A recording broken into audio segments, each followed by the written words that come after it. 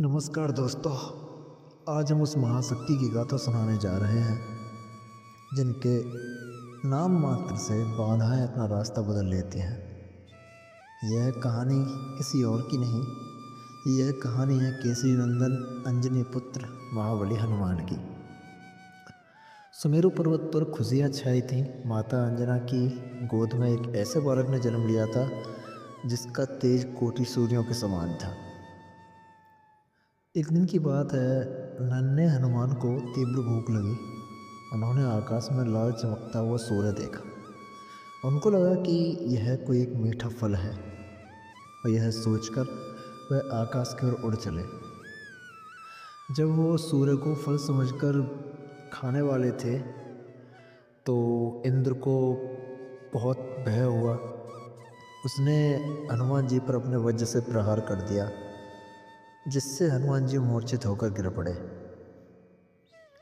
जब वायुदेव ने देखा कि उनके पुत्र पर प्रहार हुआ है वही वज्र का, तो उन्होंने सृष्टि की प्राणवायु ही रोक दी, जिससे पूरे ब्रह्मांड में हाहाकार मच गया।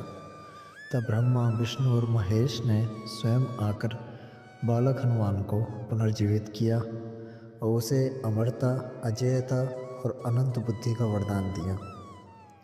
लेकिन ऋषियों ने उनकी चंचलता देख उन्हें एक श्राप भी दिया कि वे अपनी शक्तियाँ भूल जाएंगे जब तक कोई उन्हें याद न दिलाए। ऐसे वर्ष बीतते गए। नियति ने हनुमान को श्रेमुख पर्वत पर ले जाकर रख दिया। वहाँ पर हनुमान जी ने एक बार देखा कि तो वनवासी उनकी तरफ आ रहे हैं। उनसे उनकी मुलाकात हुई। हनुमान ने एक ब्राह्मण का रूप धारण किया था और उनका मार्ग रोक लिया। वे जानना चाहते थे कि ये दो तेजस्वी युवक कौन हैं, लेकिन जैसे ही हनुमान ने मर्यादा पुरुषोत्तम श्री राम, उनकी आत्मा तृप्त हो गई। वे पहचान गए कि ये वही प्रभु हैं जिनका उन्हें युगों से इंतजार था। हनुमान ने अपना ब्राह्मण वेश त्याग दिया और चरणों में गिर पड़े। यही वह क्षण था जहाँ से भक्त और भगवान के उस अटूट रिश्ते की शुरुआत हुई जिसने इतिहास बदल दिया। हनुमान ने न केवल राम और सुग्रीव की मित्रता करवाई, बल्कि अधर्म के विरुद्ध युद्ध का बिगुल भी बजा दिया। जब सीता माता की खोज में वानर सेना विशाल समुद्र के किनारे खड़ी थी, 100 योजन का समुद्र, हर कोई हताश था। तब वयोवृद्ध जामवंत जी ने हनुमान को उनकी भूली हुई शक्तियाँ याद दिलाई। उन्होंने कहा, काह चुप साध रहा हनुमाना। जामवंत के वचन सुनते ही हनुमान का शरीर पर्वत जैसा विशाल हो गया। उन्होंने एक गगनभेदी हुंकार भरी और समुद्र के ऊपर से उड़ चले। रास्ते में मेनाक पर्वत ने उन्हें आराम करने का लालच दिया। सुरसा ने उन्हें ग्रास बनाना चाहा, मतलब उनको खाना चाहा, पर हनुमान जी न रुके ना ही थके। इससे हमें एक सीख भी मिलती है कि जब लक्ष्य बड़ा हो तो रास्ते के प्रलोभन और बाधा मायने नहीं रखती। जब हनुमान जी लंका पहुँचे तो उन्होंने अशोक वाटिका में माता सीता को सांत्वना दी और रावण के अभिमान को चुनौती देने के लिए उनके उपवन को उजाड़ दिया। जब उन्हें रावण के दरबार में ले जाया गया तो अहंकार वश रावण ने उनकी पूंछ में आग लगाने की आज्ञा दे दी, लेकिन वह आग हनुमान को क्या जलाती। उस आग ने तो सोने की लंका को ही भस्म कर दिया। धू धू कर जलती लंका देख रावण कांप उठे। हनुमान ने सिद्ध कर दिया कि जहाँ सत्य और भक्ति का वास होता है वहाँ शत्रु का सारा वैभव मिट्टी में मिल जाता है। लंका जलाकर जब वे वापस लौटे तो उनके पास विजय का विश्वास और माता सीता का संदेश था। युद्ध के मैदान में एक समय ऐसा आया जब मेघनाथ के शक्तिवाण से लक्ष्मण मूर्छित हो गए।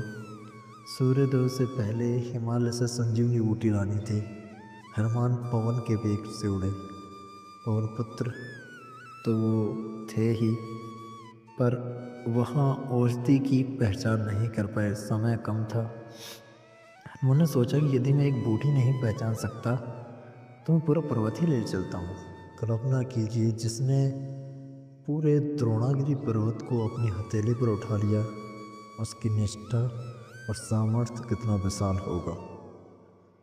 लक्ष्मण के प्राण बच गए और प्रभु राम की आंखों में हनुमान के लिए वह प्रेम उमड़ा जो सपनों से परे था। हनुमान ने सिद्ध किया कि सेवा में कोई भी कार्य असंभव नहीं हो सकता। आगे जब राम राज्य स्थापित हुआ, माता सीता ने हनुमान को पुरस्कार में रत्नों की बहुमूल्य माला दी। तब हनुमान ने एक एक रत्न को तोड़कर देखना शुरू किया। पूछने पर उन्होंने सहज भाव से कहा, जिस मोती में मेरे राम का नाम नहीं वह मेरे किसी काम का नहीं। जब सभा ने प्रमाण मांगा तो हनुमान जी ने अपनी छाती चीर दी और भीतर प्रत्यक्ष रूप से राम और सीता के दर्शन कराए। भक्तों, हनुमान जी आज भी जीवित हैं, वे चिरंजीवी हैं। उनको अमरता का वरदान तो ब्रह्मा विष्णु महेश ने दे ही दिया था। जहाँ भी आज भी राम कथा होती है तो वहाँ पर एक जगह खाली रखी जाती है, एक आसन खाली रखा जाता है हनुमान जी के लिए। वहाँ वे आज भी अश्रुपूर्ण नेत्रों के साथ अदृश्य रूप में विराजमान होते हैं। उनका जीवन हमें सिखाता है कि शक्ति का सदुपयोग और निस्वार्थ सेवा ही असली धर्म है। आइए मिलकर उद्घोष करें, सियावर रामचंद्र की जय, पवन पुत्र हनुमान की जय।